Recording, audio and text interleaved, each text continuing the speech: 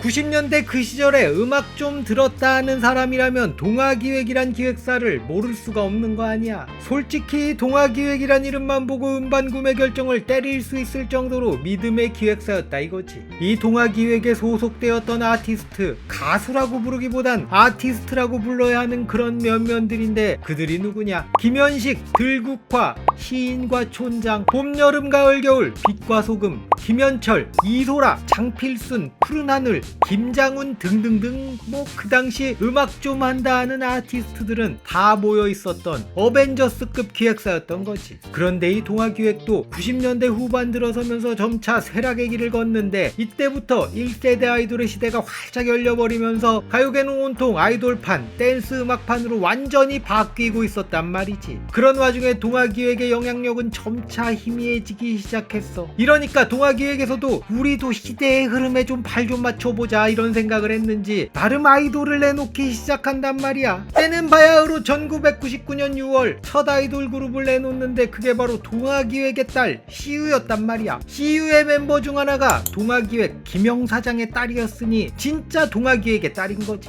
암튼 이 시우라는 그룹 이름은 다음에 또 봐라는 의미의 그 시우거든. 이게 보고 또 보고 자주 보고 그러다가 정들고 그러면서 히트치고 그런 의미로 지은 이름이라고 하는데 다음에 보자 하고는 다시는 보지 못한 거야. 그리고 바로 1999년 11월 여성 듀오 허쉬를 내놓는단 말이지. 6월에 시우, 11월에 허쉬를 내놓으면서 너무 다급해서 삐에르발만 동동거리면서 엄청 서두른 느낌이었던 거야. 그런데 이 허쉬는 뜬금없이 뭔 동성애 컨셉에다가 헐버트 컨셉을 시키고 그랬단 말이야. 이것도 생각해보면 웃긴 게 동아기획의 찐딸 시우는 소녀소녀한 컨셉으로 데뷔시키더니 허쉬는 내 딸 아니라고 그런 컨셉으로 내놓은 게 아닌가 그런 의심이 든단 말이지. 암튼 그렇게 두 개의 걸그룹을 대차게 말아먹은 동아기획은 2000년 8월 또 하나의 걸그룹을 내놓는데 그게 바로 한이비였지. 이번 시간엔 동아기획 역사의 마지막 걸그룹 한이비에 대해서 이야기해보려고 동아기획 이야기로 대문을 활짝 열어 제꼈는데 사실 이 한이비는 나중에 종로에서로 유명한 JS로 이름을 바꿔서 나오니까 영상 하나로 두 개의 그룹을 다루는, 그러니까 일타쌍피, 오히려 좋다는 생각을 하면서 여러분도 구독, 좋아요, 하입까지 눌러주시면 재미있는 삽시간도 보고 저도 도와주시는 거니까 역시 일타쌍피 오히려 좋다 이런 말씀 드려봅니다.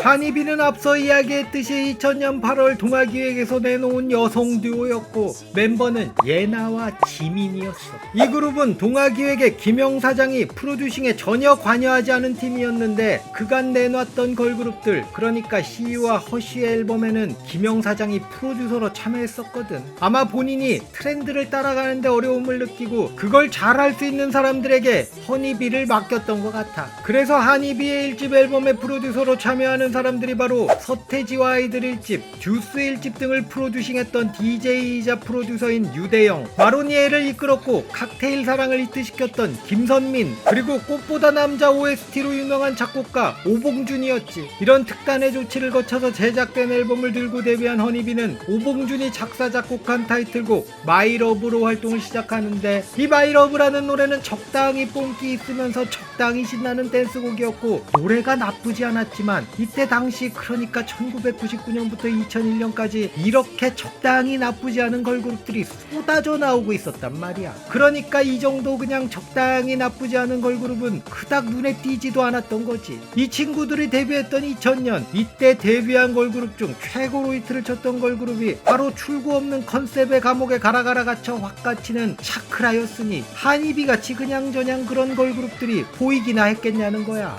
게다가 이들은 약간 뭔가 그 시대의 트렌드보다 살짝 한 반발짝 정도 늦은 느낌이 있었는데 아마 한이비를 몇 년만 일찍 데뷔시켰다면 조금 더 잘 되지 않았을까 곧단 생각이 들었거든. 이 당시 동아기획에서 내놓는 아이돌 그룹들이 뭔가 다 한 끗이 안 맞는 느낌, 뭔가 아다리가 딱 안 떨어지는 그런 느낌이 있었단 말이지. 그러니까 다 안 됐겠지. 암튼 이렇게 마이러브로 이렇다 할 재미를 보지 못하면서 마로니에의 김선민이 작곡한 노래 너 잘났어로 후속곡 활동을 하는데 이 노래도 역시나 적당히 괜찮았거든. 적당히 발랄하면서 적당히 신나면서 나쁘지 않은 노래였는데 이 노래도 역시나 인기를 얻지 못하면서 그렇게 한이비의 1집은 종료됐던 거야. 이렇게 그들은 가요계에서 사라졌구나 했지. 그렇게 시간이 지나면서 허니비라는 임팩트 없는 이름은 머릿속에서 자연스럽게 잊혀져 갔는데 그러던 어느 날 2002년 우연히 종로에서라는 노래를 듣게 된단 말이야. 이 노래가 너무너무 좋은 거야. 이 노래는 뭐고 또 이 가수는 누군가 이렇게 살살 파보니까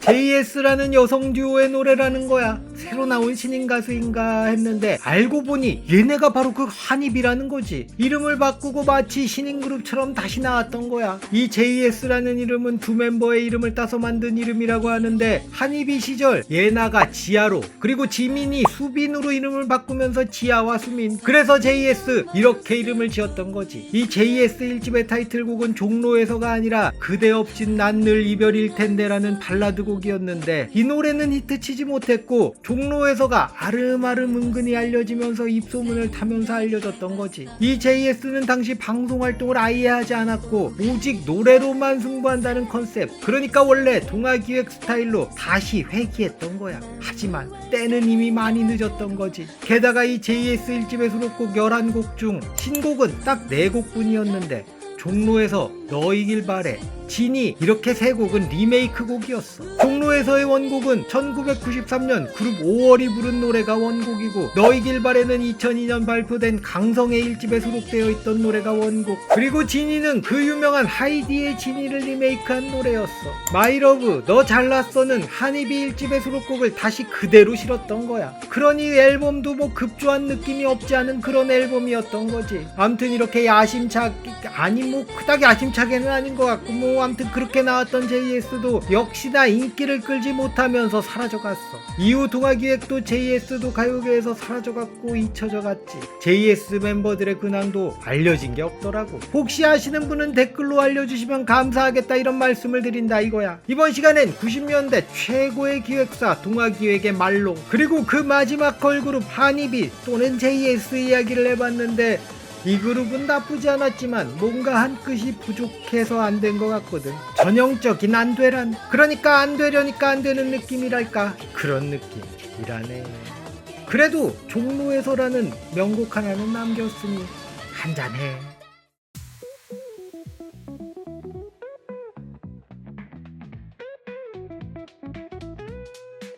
즐거운 삽시간 재미난 삽시간 추억을 소환하는 삽시간, 하지만 삽소리가 많으니 주의하세요.